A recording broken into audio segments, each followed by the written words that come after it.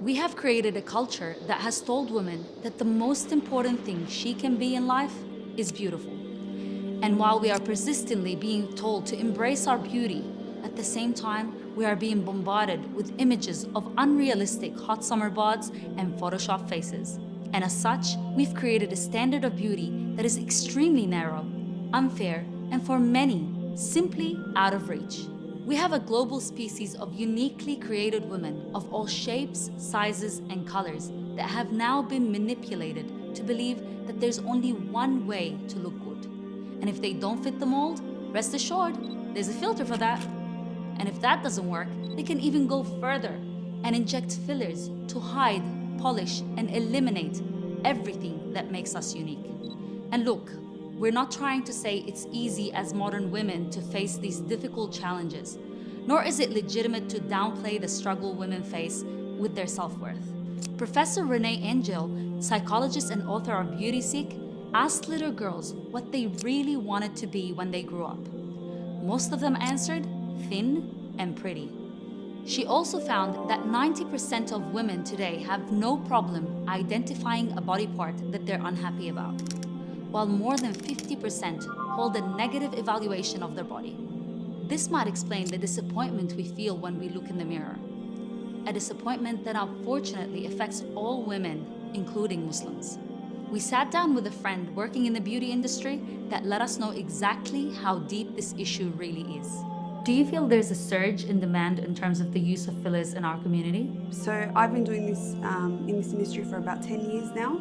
It has definitely changed. We're getting a younger crowd coming through, and previously they used to come in for maybe one service, whereas now they're coming in for a full face. Have you come across ladies who have become addicted to the fillers?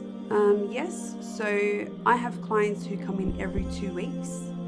They're consistently chasing tweaks and little modifications to be made, and it has become a bit of an addiction for them. Do you ever get requests from ladies asking to look like certain celebrities?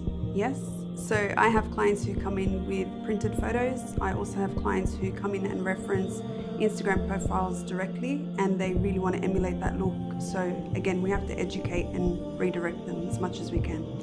As Muslim women, we need to understand that this facade of what it means to be beautiful is a lie that is being fed to us, and we need to counter it. So how do we tackle this? We should remind ourselves that tranquility is a gift from Allah, and being content with who we are and how we look can only come from within. External alterations cannot fix internal pain, nor create peace in the hearts. We should step aside from self-objectification and appreciate that self-esteem is not simply dependent upon what our bodies look like. The Prophet Muhammad ﷺ said, Allah does not look at your faces, but your hearts and deeds. Those insecurities that we feel never really disappear, yet we determine how much attention we give them. Pondering over our perceived flaws only intensifies it and can lead to unhealthy obsessions. Be a means of uplifting other women to love the vessel that Allah subhanahu wa ta'ala gave them. Unfortunately, it can be the people that are the closest to us that damage our self-worth. Parents mocking their daughter's weight, the shape of their nose, or the texture of their hair.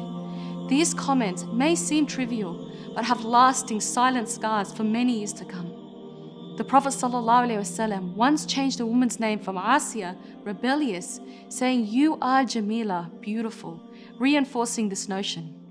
Remember that beauty, like all aspects of dunya, is temporary and will soon wither away.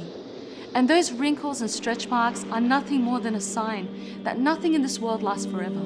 So there's really no point in trying to fight something that Allah has already decreed will fade away.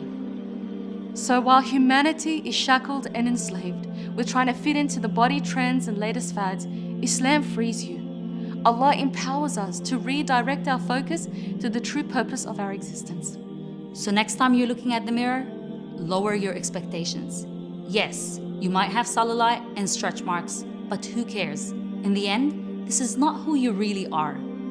These things don't define you. We owe it to ourselves to be more than just a body or an image to be sold on a magazine cover.